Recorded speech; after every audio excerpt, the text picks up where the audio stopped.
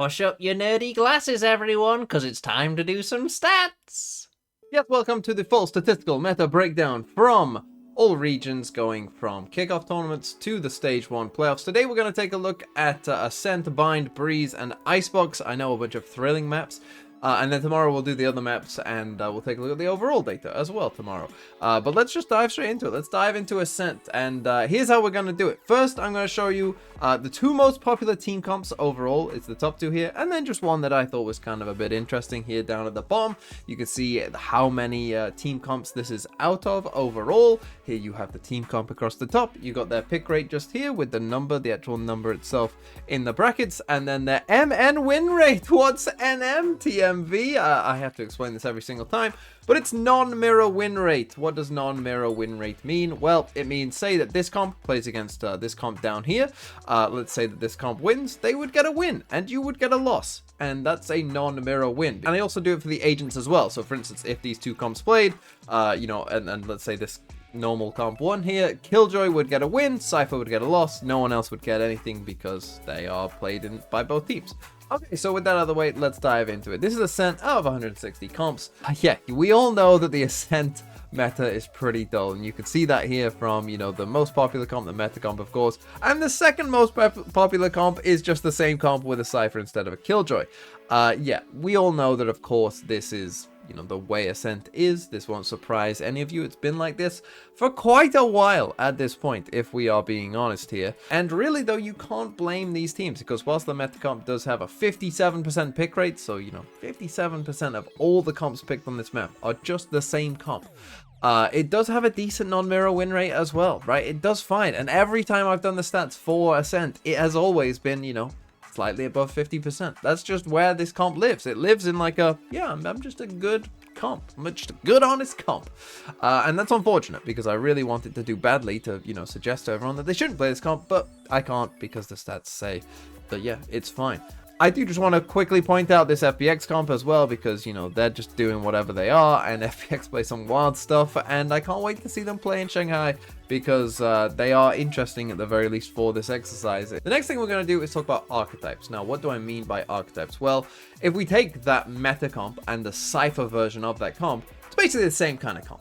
Right, there isn't too much difference if in reality in the way that you're going to play it. It's pretty much the exact same, so those two comps would be in the same archetype, right? Whereas that FPX comp is very different, right? And it's a different archetype. And so on Ascent, though, there really is only a couple archetypes. There is the meta versions, and they're kind of, slight variations, or maybe Fade instead of Sova, or a Cypher instead of a Killjoy, and then there's Viper comps. Mostly it is just dominated by the meta, and then there is some teams trying some Viper stuff, as you can see at 20%.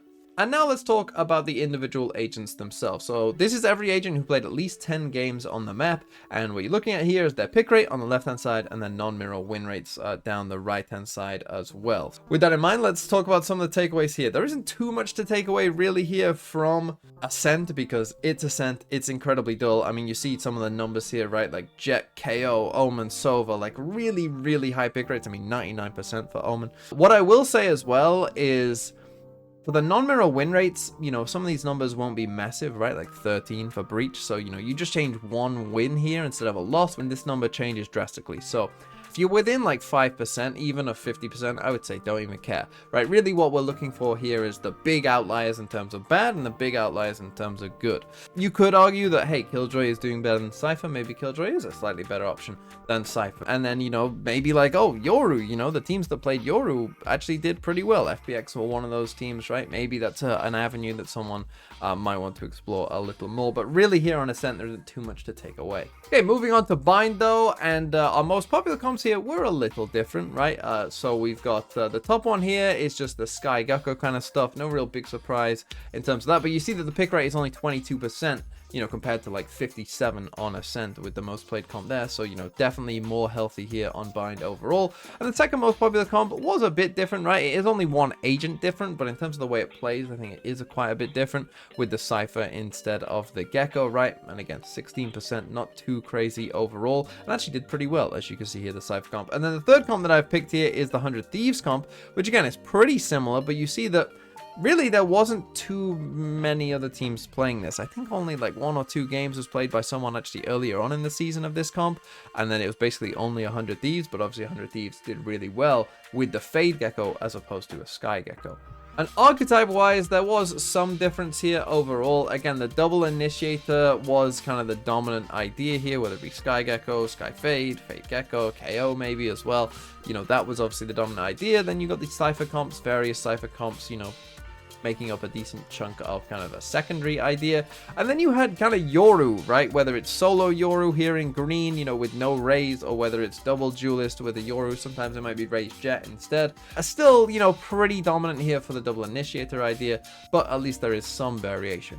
And now let's talk about the agents on Bind, and again, we have some pretty high pick rates, right? Brim, Raze, Sky Viper, the usual suspects, of course, but in terms of the win rates, there are some things to take away, right? Like Brim did pretty well here, you know, maybe versus Omen, which we did see quite a lot of Omen in EMEA, and Viper as well. You might be like, why is Viper down at 40%? Well, this is the thing, of course, that you have to take into consideration, is we are dealing with some lower sample sizes, particularly if you're picked a lot on a map. So for instance, when Paper Rex refused to play Viper on Bind, and everyone that they play does, but then Paper Rex beat them on that map because they're Paper Rex, Viper's win rate doesn't look so good, pretty much solely thanks to Paper Rex. So do keep that in mind. That's going to be true on Lotus as well, by the way. But yeah, we'll move on. Cypher did really well, and I think, you know, some of the Cyphers that we saw in VCT this year, you know, I'm particularly thinking, you know, Navi versus Fnatic, where Fnatic looked like they had no idea what Cypher did on that map, and, you know, there's a couple others, like some Gen G games as well, where they found massive value from the Cypher.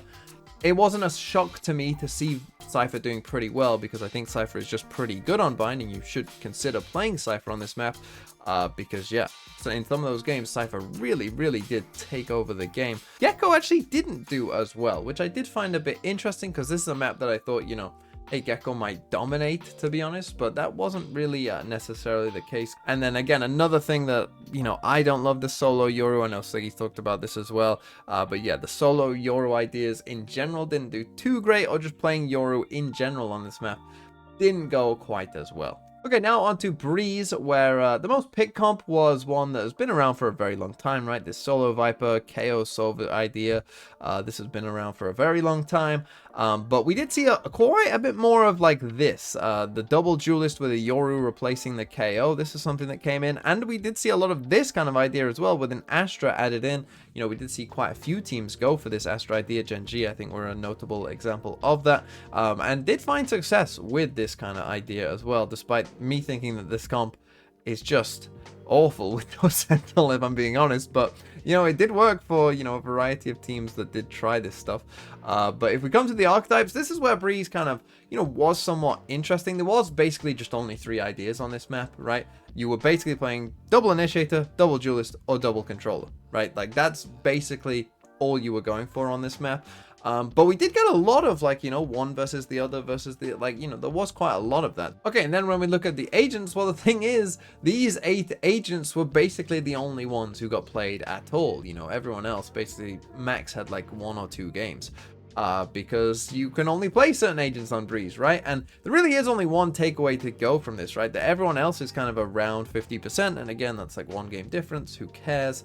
Right, but Harbor notably struggled, right? And I think that you can read into that and just logically think about that of why is Harbor struggling on this map. Well, to me, it's pretty obvious, right? Like, think about defense side with Harbor. What is Harbor good at? Harbor is good at retakes in particular, right? But his stall isn't that good. But that's not what you want on Breeze. You want stall on Breeze. You need to be able to kind of lock it down on your own on Breeze, because help isn't coming that soon, right? Like, help is not on the way.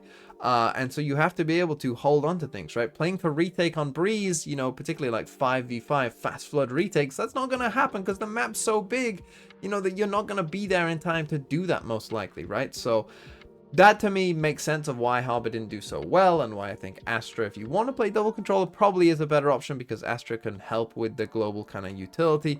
Yeah, don't play Harbor on Breeze. Play Astra instead if you want to go double controller, which now you might want to, considering the Viper nerfs. Okay, and then finally we have Icebox, and weirdly enough, Icebox meta-wise was actually quite an interesting map. I know the map itself is dull and needs to be deleted, but comp-wise, it did have a bit of variety, right? So for instance, Here we had the kind of loud comp from last year, you know, was the most picked comp, but only at 20%, right? Then you got the kind of Sentinels, Gecko KO stuff at 16%. And then you had the comp at the bottom that I've got here that I highlighted is kind of this G2 idea. It's kind of a merge of both comps, to be honest, right? No duelist, Gecko KO with the double walls. I kind of like this comp, to be honest, and it did pretty well for G2. But yeah, we did have quite a bit of difference, as you can see in the archetypes here as well, right? Like you had, yeah, sure, 35% for double initiator ideas. You had, you know, around 30% for double controller ideas, but you had some no duelist ideas. You had some like Sage double sentinel ideas going on. It was, again, quite a nice mix of, you know, different kind of ways of approaching the map overall. And in terms of the agents and their pick rates as well, we got a nicer spread, I think, overall, right? For instance, yeah, Killjoy's really high, Viper, of course, is really high. But if you look at all the other numbers, right, like we do have a bit more of a mix, I would say, in general, right? Not like 80s, 90s, but more like 50s, 40s, 30s, right? Like it's better, I think, overall here. And in terms of the win rates, again, a lot of agents kind of around that 50% mark, not too much to say. Apart from Jet and Sage did pretty well, that kind of old school idea, you know, just playing like a Sage with a Jet, kind of going back to 2021 or whatever, you know, that did decently well, which annoys me because I really don't like Jet on Icebox, but Jet did pretty well, better than pretty much anyone else on this map. So yeah, maybe Jet is the way to go. You know, maybe people have just mastered that agent to the extent that, you know, it just works on the map and whatever. Yeah, so basically play Icebox like you did in 2021 because the map is basically the same. Okay, so that's it for part 1. Tomorrow we're going to take a look at Lotus, Split, and Sunset, which I promise you are more interesting maps just in general. And then we'll take a look at the overall data as well in terms of what agents were doing well and whatnot. So stay tuned for that, and I'll be back tomorrow with more stats.